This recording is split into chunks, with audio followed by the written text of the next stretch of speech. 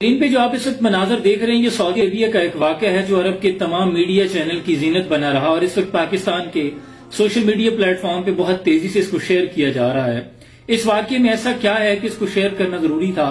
جس پہلو نے مجھے مجبور کیا کہ اس پہ ویڈیو بنائی جائے وہ اس کا آخری نقطہ ہے جو بہت خوبصورت ہے۔ واقعہ کچھ یوں ہے کہ سعودی عرب کے تاریخی شہر نجران سے تعلق ایک شخص محمد بن مرسل سے کسی موقع پر زبانی تلخ کلامی کی وجہ سے اپنے کزن کا قتل ہو گیا۔ اب عدالت نے ان کو قید کر لیا، کافی دیر یہ قید میں رہے۔ بالآخر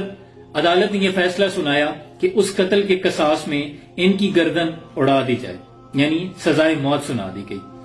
اب مقتول کے جو ورثہ ہوتے ہیں شرعی طور پر ان کے پاس یہ حق ہوتا ہے کہ وہ یا تو اپنے قتل کے بدلے میں دیت لے لیں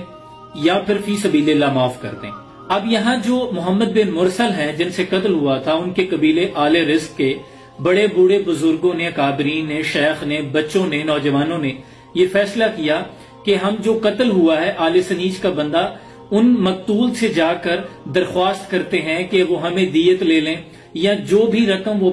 چاہتے ہیں ہم انہیں پیشکش کرتے ہیں کہ وہ اس کے بدلے میں لے لیں، لیکن یہ قصاص ہمیں معاف کر دیں، یعنی ہمارے بیٹے کو معاف کر دیا جائے۔ لیکن اس درخواست کرنے کا جو انداز تھا وہ اس قدر عاجزانہ تھا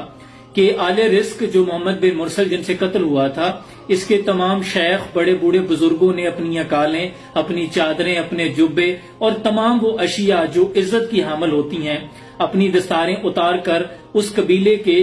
جو لوگ تھے، ورثہ تھے، ان کے سامنے رکھ دی۔ ان کو بلایا گیا ایک جگہ پہ، ان کے سامنے رکھ دی، یہاں تک کہ شاعروں نے معافی کے قصیدے پڑھے۔ محمد بن مرسل کے ننھے بچے نے اس قدر انداز میں معافی مانگی کہ جو تمام لوگ تھے عرب کے وہ بول اٹھے کہ اس شخص کو معاف کر دیا جائے، یہاں تک کہ میڈیا چینل کے لوگ بھی یہ کہنے پہ مجبور ہو گئے کہ ان کو چاہیے کہ اس کو قصاص کو معاف کر دیں، تاکہ سعودی عرب کے تمام لوگ اس کی مغفرت کی دعائیں مانگنے لگے کہ اس کو معاف کر دیا جائے۔ وجہ یہ تھی کہ ان کی معافی مانگنے کا انداز اس قدر عاجزانہ تھا کہ ان کے بڑے بوڑھے بزرگوں نے اپنے آپ کو زمین پہ بٹھا لیا، دوزانوں بیٹھ گئے، کچھ نے گھٹنے باندھ لیے، کچھ نے اپنے سروں پہ خاک ڈالی، کچھ نے قصیدے پڑھے۔ لیکن اسلام کہتا ہے کہ جن کا قتل ہوا ہے یہ اختیار انہی کے پاس ہے، انہی کی ثوابدید ہے، وہ چاہیں تو معاف کر دیں، چاہے تو قصاص لے لیں، یعنی خون کے بدلے خون۔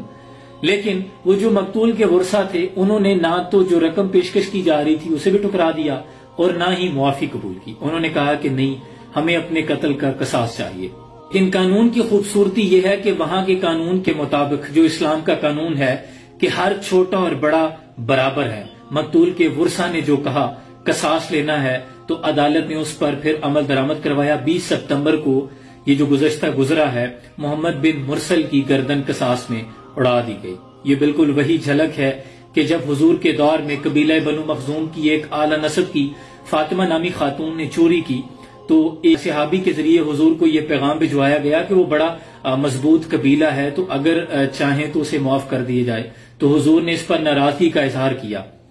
خاتم النبیین پیغمبر مصطفیٰ صلی اللہ علیہ وسلم نے فرمایا اگر اس کی جگہ میری بیٹی فاطمہ بھی چوری کرتی تو میں اس کے بھی ہاتھ کٹوا دیتا۔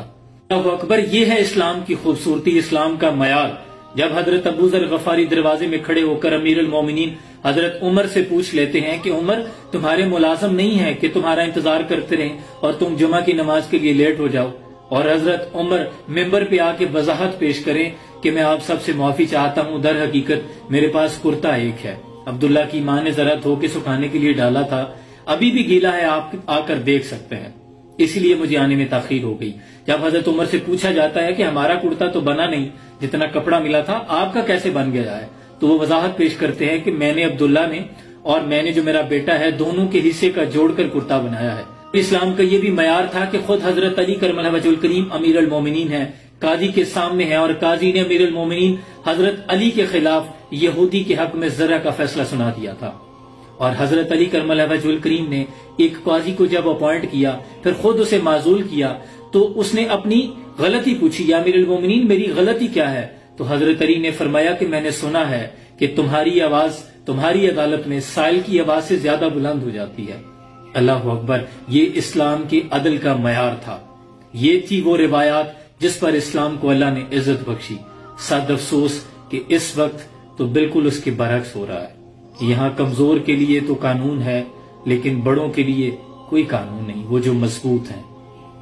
پیچھے کی طرف اگر دیکھیں تو پھر تو رشک آتا ہے، دکھا دے تصور منظر وہ صبح و شام تو، دوڑ پیچھے کی طرف ہے گردش ایام تو۔ سلام۔